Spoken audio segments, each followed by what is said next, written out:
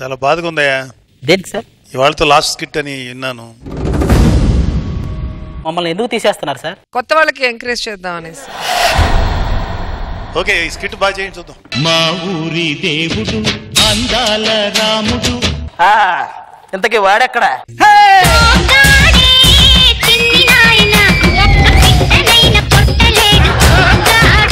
ఈ పాట మొత్తం మీద నీకు సూట్ అయ్యే లిరిక్ ఒక్కటేరా. ఏంటిది? ఒక్క పెట్టనైనా కొట్టలేడు సోగాడే. రాజుగాన్ని చూడ రాజసంగా ఉండా, కొట్ట విప్పి చూడ 10 రోగాలుండా. నైట్ అయితే నడుం నొప్పులుండా, విశ్వదాభిరామ వాడి ఒళ్ళంతా రోగాలేరా మామ.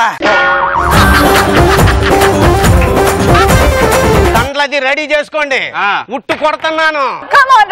1 సెకండ్. 70 ఏళ్ల వయసులో ఈ వృద్ధ బాలుడు చేసే సాహసానికి ఇతను ఉంటాడా పోతాడా? ఆప్షన్ ఏ పోతాడు, ఆప్షన్ బి ఖచ్చితంగా పోతాడు, ఆప్షన్ సి వాడు పోవటానికే పుట్టాడు.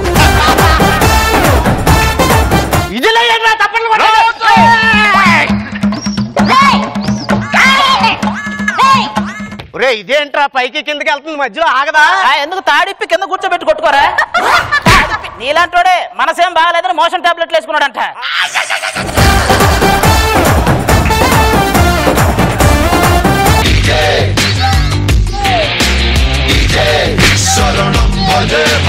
మేము చాలా బాధగా ఉంది. ఇది ఆఖరి స్కిట్ అవుతుంది. ఆఖరి స్కిట్ ఏందా? ఇది హెడ్ ఆఫీస్ నుంచి తీసుకున్న నిర్ణయం కదా.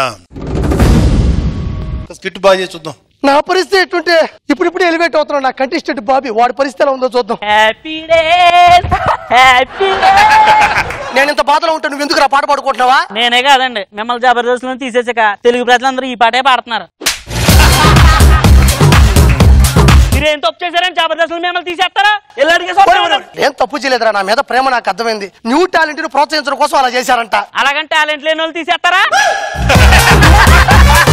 గ్రైండర్ మీద నేను రోజా అని రాసి పెట్టా. ఏం ఆర్పి తిరిగే గ్రైండర్ మీద నా పేరు ఎందుకు రాసావు అనింది. మేడం 24 గంటలు నా ఈ గ్రైండర్ అడ్డోదుపు లేకుండా ఆకుండా పని చేయాలని ఈ పేరు రాశానని చెప్పా. అర్థగంతైంది ఆపేసి ఆయన తిరతానే ఏముంది అది. ఒరే తిట్టావా పొగిడావా? నాకు అది అర్థం కాదు. న్యాయ నిర్దేతగా, ఒక రాజకీయ నేతగా, ఒక ఆడపడుచులకి ఆపదగా అసలు ఎలా అలిసిపోకుండా చేస్తున్నారు మేడం, నాకు ఎప్పటికీ అర్థం కాదు. నువ్వు పొగుడుతున్నావా?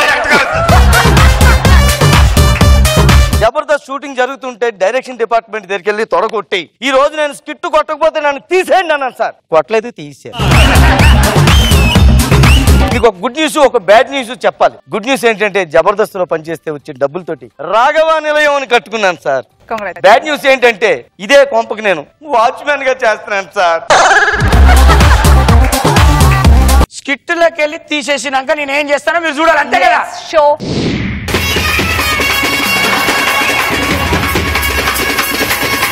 అరే ఇది చాలా బాగుందిరా.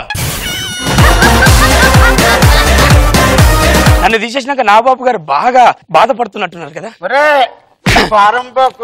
రచ్చ రవి ఉంటే నేను జడ్జిగా ఉండనని ఆయన తీయించేశారు. మీ ఈటీవీలో